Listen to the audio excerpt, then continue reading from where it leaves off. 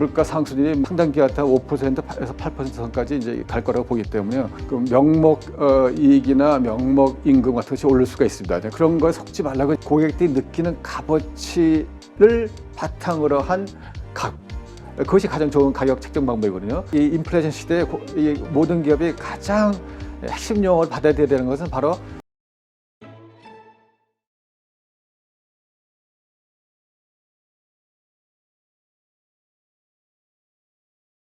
네, 오늘 모신 분은 성균관대학교 명예교수시죠. 유필아 교수님 모셨습니다. 안녕하세요. 안녕하십니까. 반갑습니다. 네, 사실 요즘 그 인플레이션에 대한 이야기가 네. 세상의 그 중심에 떠 있는 것 같아요. 네, 모든 그렇습니다. 그 투자자들의 고민이기도 하고요. 네. 세계적인 지금 뭐 골칫거리로 좀 나선 것 같기도 하고요. 네. 각 정부들, 중앙은행들의.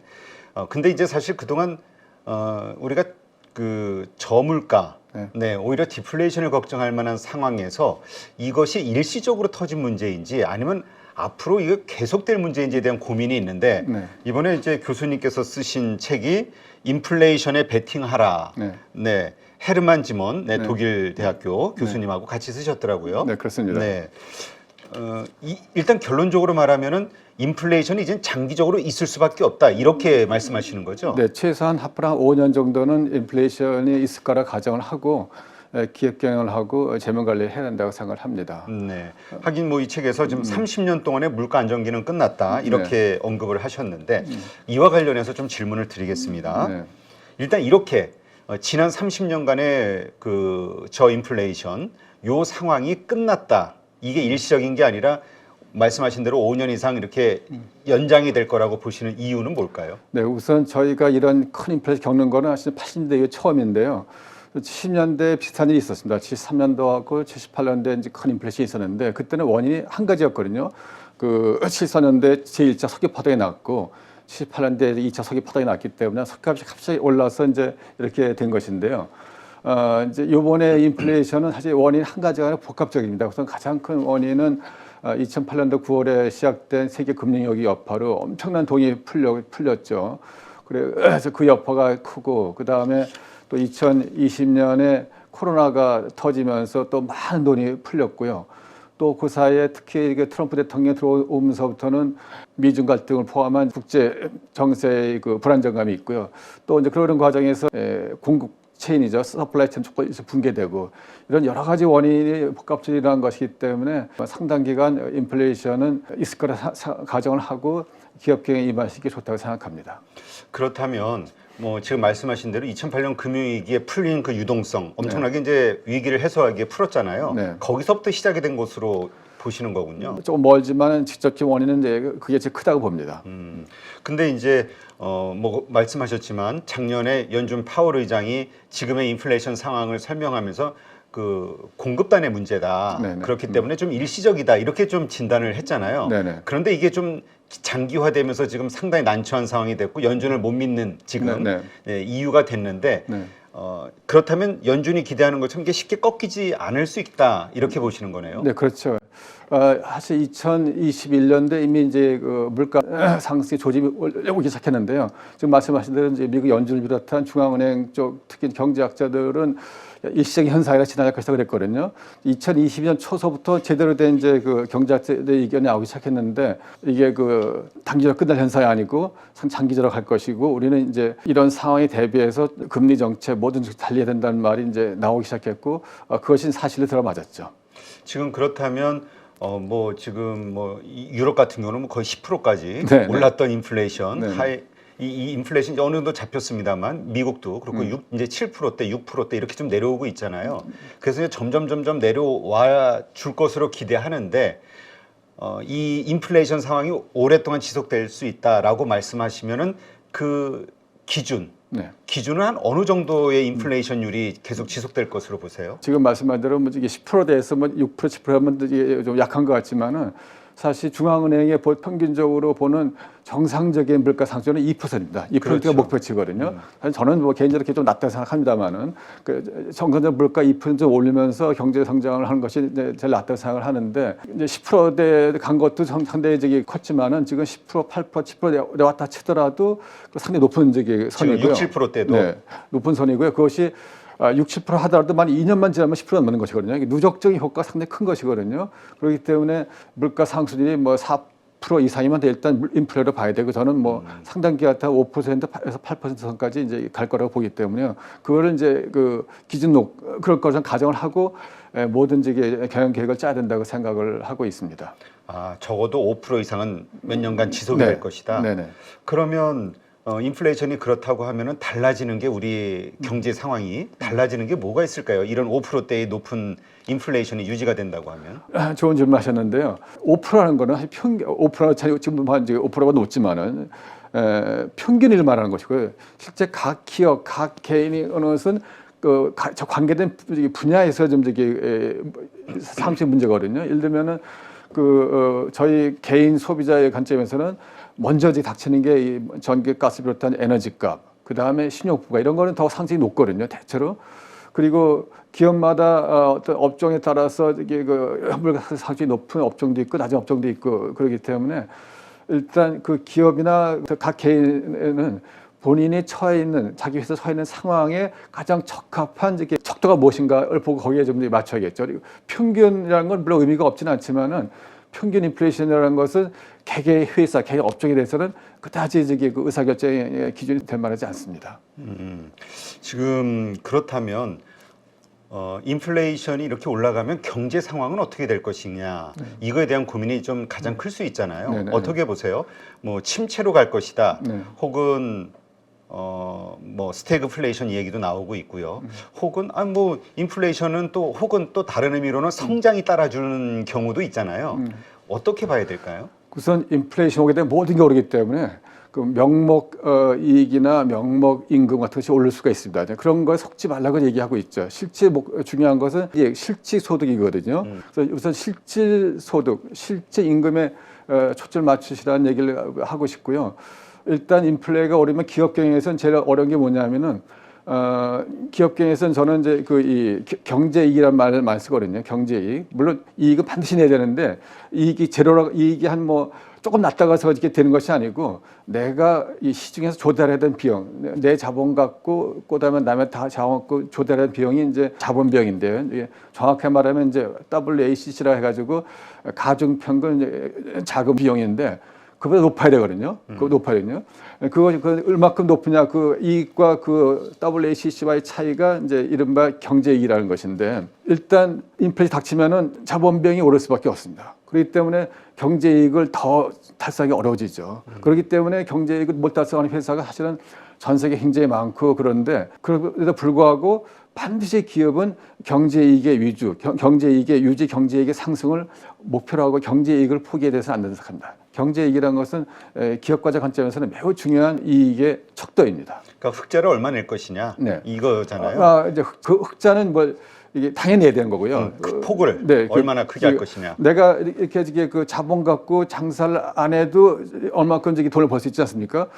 그 비용보다 높아야 되는 거죠. 자기가 내가 영업 활동을 해서 버는 돈이 시중에서 내 자본과 타인 자본을 동원해서 얻을 수 있는 그 자금 조달 비용보다 얼마큼 높아야 되는 거죠. 근데 인플레가 오면은 그 자금 조달 비용이 늘기 때문에 경제 이익을 달성하기 더 어려워진다는 거예요. 그렇기 때문에 경제 이익을 어떻게든지 유지하거나 상승시키기 위해서는 더 이게 기업 경영에 차원 높은 전략과 전술을 도입을 해야 되는 것이죠. 오히려 더 공격적이 돼야 된다. 원가 상승을 좀 감수하고 어떤 때는 별로 이익이 안 나는 고객은 버리기도 하고 집중해야 된다. 돈 벌리는 것으로. 그렇죠. 집중과 선택을 더 잘해야겠죠. 근데 이런 의견은 어떻게 보세요? 그러니까 이 인플레이션이 높아질 경우에는 그러니까 물건 값이 이제 오르니까 소비자는 예를 들어서 줄을 수 있어도 가격 상승에 의한 그러니까 전체 매출액의 그 수준 기준은 조금 더 그러니까 결국은 고객은 줄어도 매출액은 늘 수 있는 상황. 그러니까 이익은 크게 변동이 없는 그런 거 얘기하시는 분들도 그게 말씀드린 게 이제 명목이익이죠. 명목이익에 현혹되지 말라는 것이 이 책의 메시지 하나입니다. 그러니까 그럼 우리는 뭘 집중해야 되죠? 그러니까 실질이익이죠. 그 인플레이션율을 감안한 실제이익, 실제이익을. 그러면 기본적으로 올해 우리가 인플레이션이 5%다. 그러면 기업들의 영업이익에서 5%를 뺀 그 수치가 작년하고 어떤 차이가 있느냐 이런 걸 봐야 된다. 정확히 맞습니다. 실질이익이 얼만큼 늘었느냐 줄었느냐 그건 이제 그 유지가 됐느냐 것이죠. 그렇군요. 이거 개인도 마찬가지. 개인도 조금 봉급 올 수 있죠. 그렇지만 실제 소득은 주는 것이거든요. 인플레이를 못 따라가면. 그렇죠. 근데 이제 문제는 기업의 이익이 그 인플레이션만큼 커지면 괜찮은데 네. 그러지 못할 경우에는 같이 다 이제 휩쓸리는 거죠. 그렇죠. 네네. 안 좋게. 그렇게 되는 회사가 대부분이라는 것이 문제죠. 네네. 그러면 근데 이게 역으로 이런 어려운 상황이 되면 역시 이제 경기 침체라는 게 일어나는 거잖아요. 네. 소비자들은 지갑을 닫고 그렇게 되면은 다시 이제 뭔가 어려운 디플레이션 상태, 그러니까 수요자가 줄어버리면 결국은 또 디플레이션을 생각하는 그 상황이 되지 않겠냐. 그러니까 인플레이션이 꺾이지 않겠냐. 이런 의견도 있잖아요. 저는 그러니까 각 인플레이션이 와서 경제 침체에서 디플레이션 오는 거는 최악의 시나리오 보는 것이죠. 최악의 시나리오. 그러니까 지금 이제 일본이 상당히 오랫동안 그런 상태가 이게 일본은 가격도 안정되고 이제 수요도 주는 그런 상태가 오래 계속된 것인데요. 저는 인플레이션 하에서 어떻게 하면 더 성장을 하거나 최소한 이게 유지를 하거나 아니면 이게 하다못해 이게 인플레이션만큼이라도 보다 더 적은 이게 액수로 명목이익을 실제로 유지하거나 이런 이게 입장을 견지하고 있습니다. 네. 그러니까 어떤 상황에서도 그러니까 우리가 좋은 기업이라고 볼 수 있는 거는 그런 고인플레이션 5%대 이상의 인플레이션 상황에서도 명목이 아니라 실질적인 네, 이익이 실질이. 그 전과 같이 유지하거나 그 이상이 되느냐. 네. 어떤 방식을 맞습니다. 써서든 맞습니다. 이게 이제 좋습니다. 중요 포인트네요. 우리가 네. 투자한다 하더라도 그런 네. 기업을 찾는 것도 재무제표로. 네. 그러면 그런 기업들 그런 상황을 만들기 위해서 필요한 게 어떤 방식이 있는 거죠? 네, 결국은 이제 이 인플레이션 하에서 지금 말씀한 대로 이익을 유지하거나 이게 혹은 이제 이익의 감소폭을 최소화하거나 좋게는 이제 이익을 늘려면은 결국은 그 고객들이 인플레이션 상황이 왔을 때 지불할 요인가 있는 가격, 그것을 이제 지불 요인 가격이라고 하는데 그걸 올려야 되거든요. 그러니까 인플레이가 올랐기 때문에 올랐는데도 나는 더 이상 값을 못 내겠다. 라면 이게 이제 힘든 것이지만 내가 되게 더 이상의 값을 고수하지 않고 조금 더 높더라도 이게 사겠다 하면은 이제 지불 요인 가격이죠. 영어로 willingness to pay라고 합니다만 그거를 올리는 것이 관건이거든요. 그걸 올리면 어떻게 되느냐? 결국은 고객들이 우리에게 느끼는 가치, 고객들이 느끼는 가치를 어떻게 높일 것이냐. 가치. 그것을 이제 고객 가치라고 표현합니다. 그러니까 결국은 그 높아지는 인플레이션만큼 내가 가격을 올려도 판매에 지장이 없는, 그러니까 계속 사주는 고객이 늘거나 유지가 되는 네네. 그러한 브랜드나 상품들 이게 네. 이제 중요한 거겠군요. 네, 그렇죠. 이제 보통 이제 고객이라고 해서 한꺼번에 보시 마시고 인플레이션 와도 좀 타격이 덜 받는 고객이 있고 인플레이션 오면 타격이 큰 고객이 있고 혹은 인플레이션이 와도 이제 내가 말씀드린 대로 조금 더 돈을 더 내서라도 사겠다는 사람들이 있고 이렇게 고객들도 세분화해서 가능하면 인플레이션을 타격을 덜 받는 고객, 인플레이션이 왔기 때문에 조금 더 돈을 내거라도 사겠다는 고객들의 집중을 하면은 충분히 위기를 벗어날 수 있고요. 그렇게 하기 위해서는 지금 말씀드린 대로 고객 가치를 높여야 되는데 그 가치를 높이는 것은 사실 하루아침에 되지가 않죠. 그건 장기적인 투자가 요구하는 것인데 기본적으로 말씀드리고 싶은 것은 우리가 결국 이제 값을 더 높여 붙여야 되는데 이 값을 볼 때 어떤 시각을 봐야 되느냐? 저는 어원으로 돌아가고 싶습니다. 영어로 가격이 프라이스인데 프라이스는 어원이 라틴어의 프레치입니다. 프레치움, P-R-E-T-I-U-M. 그 로마 사람들은 에게는 가격과 가치가 같은 말이었거든요. 그건 무슨 말이냐면은 가격은 가치 반영한다는 뜻이었죠. 사실 우리말 똑같습니다. 우리말도 가격을 순우리말은 값이고 가치는 순우리말 값어치인데 값과 값어치는 이 뿌리가 같거든요. 그러니까 이 프라이스, 프레티엄, 값어치 이런 걸 생각하면은 가장 좋은 값을 매기는 방법은 고객들이 느끼는 값어치를 바탕으로 한 값.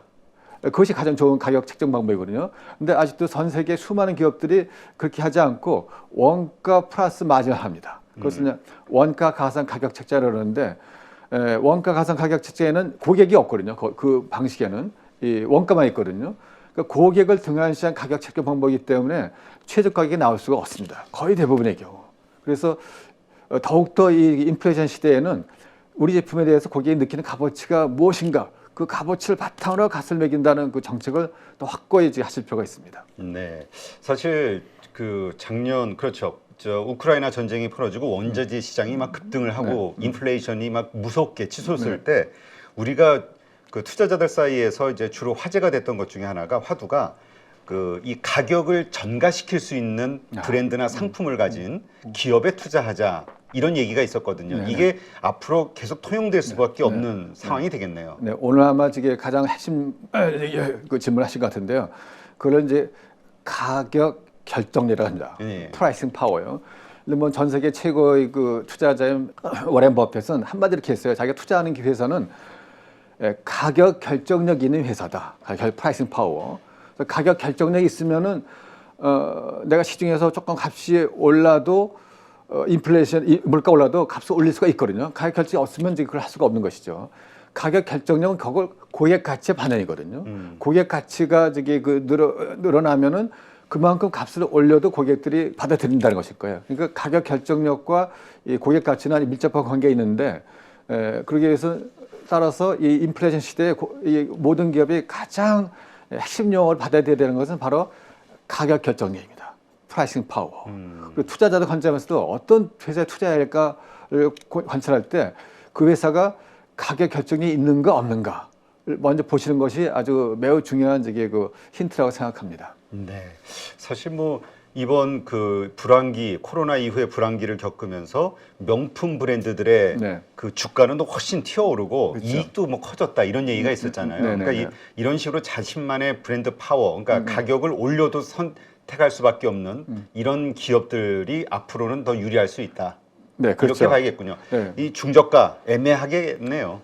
그렇죠. 뭐 그래서 이 양극화 브랜드가 양극화가 될 가능성은 충분히 있습니다. 그런데 대표님께서 이제 그 브랜드를 얘기하셨는데 이 가격 결정력, 고객 가치를 바탕으로 한 가격 결정을 높이는 방법은 브랜드가 아주 중요한 것 중 하나지만은 그 외에도 방법이 많거든요. 그런데 혁신을 계속한다든가 혹은 이 가치를 더 전달하는 커뮤니케이션 잘한다든가 혹은 영업사원으로 하여금 값에 의거해서 영업하지 말고 주로 가치를 내서 영업을 한다든가 내지는 추가적인 서비스를 제공한다든가 하는 등의 방법으로 고객들이 느끼는 가치, 여기서 말하는 가치는 객관적 가치가 아니라 고객들이 어떻게 느끼느냐, 퍼셉션을 말하는 것이거든요.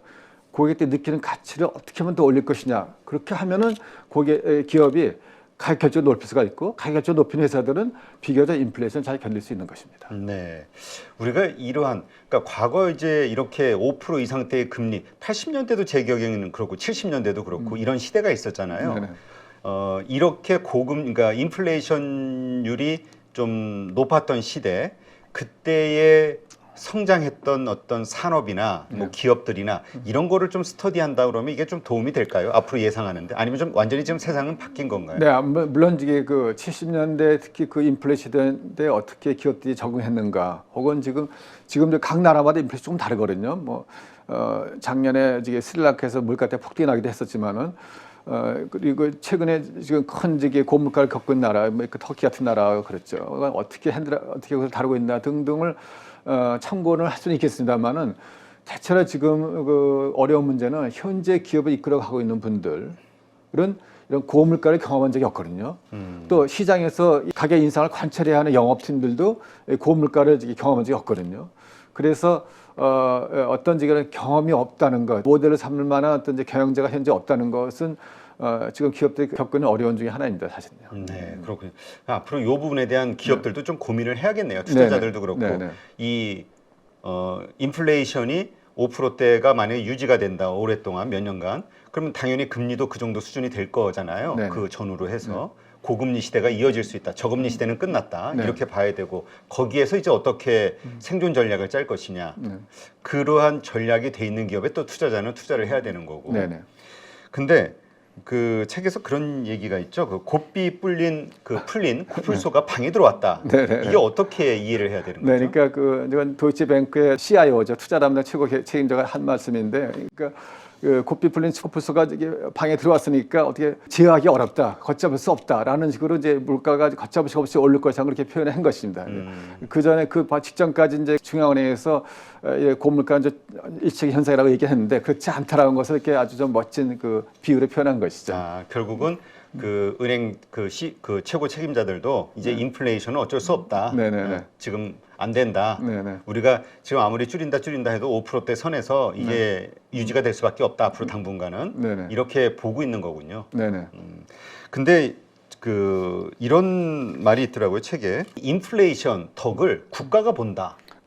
이게 참 네. 이해가 좀 안 되던데요. 네, 저게 인플레이션이 오게 되면 일단 모든 사람들이 갖다 피해자라고 이제 봐야 되죠. 지금 물가가 많이 오르니까요. 근데 이제 그때 이제 덕을 본다고 하면은 채무자는 덕을 봅니다. 예를 들면은 내 빚을 갚아야 되는데 갚아야 되는 돈의 가치가 떨어지니까요.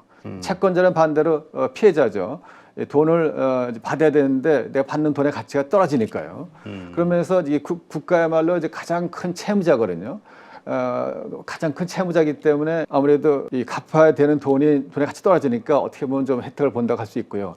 또 아까 말씀하신 대로 이제 명목 임금이나 명목 소득이 올라갈 수 있거든요. 그렇기 네. 때문에 조금 이게 소득세나 이런 것이 많이 들어오기 때문에 세수가 이제 올라간다고 할 수 있죠. 그러면서 이제 수혜자라고 볼 수가 있는데 그 반면에 지금 저금리로 이제 조달한 나라 빚이 이제 만기가 다 해가지고 다시 또 이제 국채를 발행해야 될 때 그때는 그렇죠. 고금리가 될 수가 있거든요.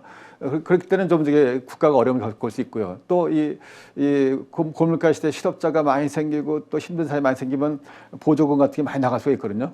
그러면 또 이제 국가가 힘들어지면 쓰겠죠. 전반적으로 국가는 채무자로서 국가 세금을 걷어들이는 주체로서 있고 국가는 좀 혜택을 볼 수 있겠지만은 많은 이제 국민들에게 복지 혜택을 줘야 되는 국가 혹은 또 국채를 고금리를 발행해야 되는 상황이 올 경우에 국가는 좀 어려움을 겪을 수 있겠죠. 그러니까 국가 부채가 많은 나라들은 힘들겠다.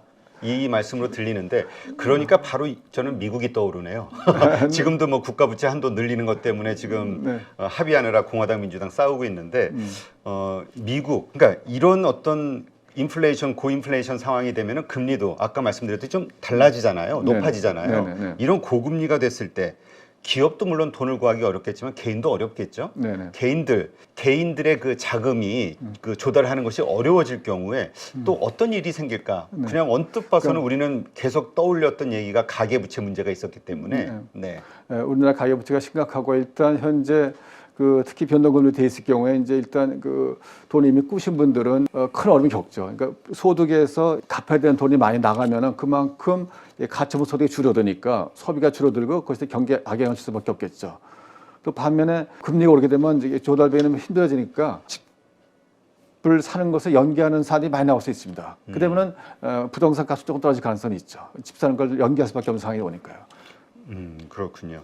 지금 인플레이션 시대에 기업들, 그러니까 뭐 기업의 입장이 우선이겠지만 뭐 개인들도 같이 적용이 되겠죠. 재무 관리를 이렇게 해라. 이제 제안을 하신 게 있는데 하나는 채권 회수는 빠르게 하자 최대한. 네네. 이거는 좀 이해가 돼요. 왜냐하면 외상 채권 같은 거 빨리 해야 내가 현금 들고 있어야 좋으니까. 좀 이런 어떤 뭐라 그럴까 채권 회수 기간이 긴 어떤 거래처 같은 거는 역으로 보면 좀 정리하자 이런 말씀으로도 좀 들리고 그런데 장기 투자와 자금 조달 숨은 유보금을 만들어라 이거는 잘 이해가 안 되거든요. 투자를 결정할 때 장기 투자 결정할 때 이제 현금 회수 시기가 다 다르지 않습니까? 네. 그래서 지금 투자를 많이 하는데 현금은 한참 돼 들어온다. 그런 투자건이 있다 하면은 저금리 시대는 그게 괜찮죠. 고금리 시대는 현금 흐름이 워낙 나빠지기 때문에 상대적으로 그런 투자건의 매력도 떨어지기 마련입니다. 그래서 이 저금리 시대와 고금리 시대의 투자의 매력도는 현금 회수 시기에 따라서 달라지기 마련입니다. 그러니까 최대한 빠르게 돌 수 있게끔 하자. 그러니까 재고 자산 많이 쌓아두는 이런 비즈니스 같은 경우는 상당히 취약할 수 있겠네요. 네, 그렇죠. 일단 이게 채권 회수가 나간 돈이 들어오는 시기가 늦으면 늦을수록 인플레 시대에는 불리하고 그런 투자를 가급적이면 지양하시라고 말씀드리고 있습니다. 네.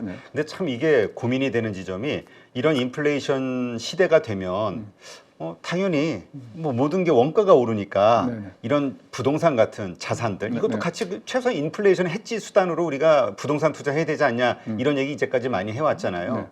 이 주식 그다음에 부동산 이 말씀하시는 이 고금리 시대가 됐을 때 고인플레이션 시대가 됐을 때 어떻게 될까요 흐름이? 네, 전체적으로 일반적으로 말씀드리게 되면은 인플레이션 때 가장 피해를 본 사람들이 저금리 채권에 투자한 사람, 혹은 연금 생활자, 그리고 고정수입자 이런 분들이 피해를 보거든요.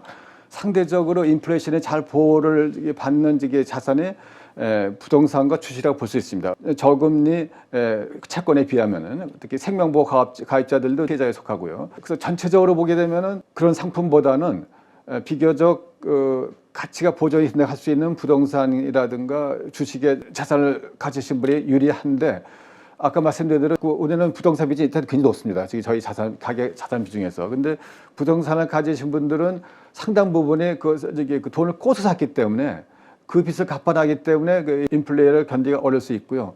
또 주식은 이제 그야말로 저금리 채권보다 낫다고 하겠지만은 또 상대 불확실성이 크죠. 그죠? 뭐 전반적으로 보게 되면 그렇지만 주식이 고인플레 시대에는 저금리 고정 채권보다는 더 나은 자산 보존 수단이라고 볼 수 있겠습니다. 그렇군요. 일단은 부동산은 우리가 이제까지 알고 있던 것처럼 인플레이션 해지 수단으로서 역할은 할 것이다. 네네네. 그다음에 주식도 그렇죠. 현금의 가치는 점점 떨어지니까 네네네. 주식이 투자하는 거는 맞는 거긴 한데 대신 말씀하신 대로 이 인플레이션 시대에도 실질 이익이 계속 유지되거나 증가될 수 있는 기업을 찾아서 투자를 하자. 이렇게 네. 정리가 되겠군요. 네네네네. 네, 맞습니다. 알겠습니다. 네, 인플레이션에 베팅하라. 네, 앞으로 5년간 사실 많은 분들이 이번에 그 연준의 어떤 그 스탠스에 따라서 빠르게 좀 이게 저금리, 그러니까 금리 인하들이 좀 이루어지면서 좀 빠르게 이렇게 턴할 수 있을 거라고 보는데 인플레이션 쉽게 떨어지지 않을 것이다. 이렇게 일단 보시는 거군요. 네네. 네. 그래서 인플레이션에 베팅하자 이렇게 네. 주장을 하시는 거고요. 네, 알겠습니다. 네, 이제까지 인플레이션에 베팅하라 책의 저자이신 유필화 교수님과 함께 했습니다. 오늘 좋은 인사이트 고맙습니다. 네, 고맙습니다. 네.